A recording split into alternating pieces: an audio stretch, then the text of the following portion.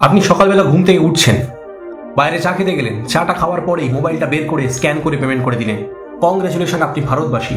আপনি ভারতবর্ষে আছেন বলেই এই সুবিধাটা নিতে পারছেন। এই সুবিধাটার নাম হচ্ছে ইউপিআই, ইউনিফাইড পেমেন্ট ইন্টারফেস।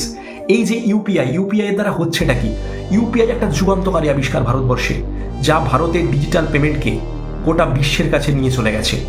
আজ থেকে ঠিক 9 বছর আগে 2016 সালে ইউপিআই ভারতবর্ষে প্রথম লঞ্চ করে এবং আজ 9 বছর পর নভেম্বর 2025-এ গোটা বিশ্বের মধ্যে সব থেকে ইউনিক পেমেন্ট সিস্টেম হচ্ছে ইউপিআই। 2025 সালে 2047 কোটি টাকার লেনদেন হয়েছে শুধুমাত্র নভেম্বর মাসে।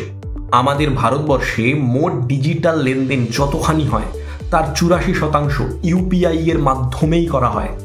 ইউপিআই এতটাই ইম্প্যাক্টফুল, 1% ইউপিআই লেনদেন বৃদ্ধি পেলে ভারতবর্ষের জিডিপি 0.03% বাড়ছে। শুধুমাত্র বড় বড় টাকার ট্রানজাকশন নয়, 500 টাকার কমের ট্রানজাকশন 85% হয় ইউপিআইতে। মানে মানুষ প্রত্যেকটা ছোট ছোট জিনিস ইউপিআই এর মাধ্যমে আজকে কিনছে, ফলে গড় লেনদেনের পরিমাণও অনেকটা কমে দাঁড়িয়েছে। 1414 টাকায় গড় লেনদেন দাঁড়িয়েছে আজকের দিনে, যেটাকে এটিএস বলে, অ্যাভারেজ ট্রানজাকশন সার্ভিস।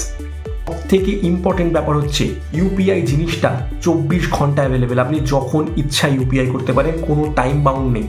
তার উপরে যে কোনো অ্যাপ থেকে, যে কোনো অ্যাপে, যে কোনো ব্যাঙ্ক অ্যাকাউন্ট থেকে যে কোনো ব্যাঙ্ক অ্যাকাউন্টে ইউপিআই করা যায়। এটা কিন্তু বিদেশে সম্ভব নয়। বিদেশে কিন্তু ব্যাঙ্ক বাই ব্যাঙ্ক অনেক রেগুলেশন আছে। বিদেশে আপনি যদি ক্রেডিট কার্ড ইউজ করেন তার চার্জেস আছে, ইউপিআই এর চার্জেস নেই।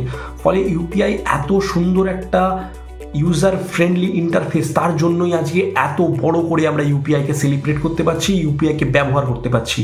থ্যাংক ইউ ইন্ডিয়ান গভর্নমেন্ট আমাদেরকে ইউপিআই দেওয়ার জন্য।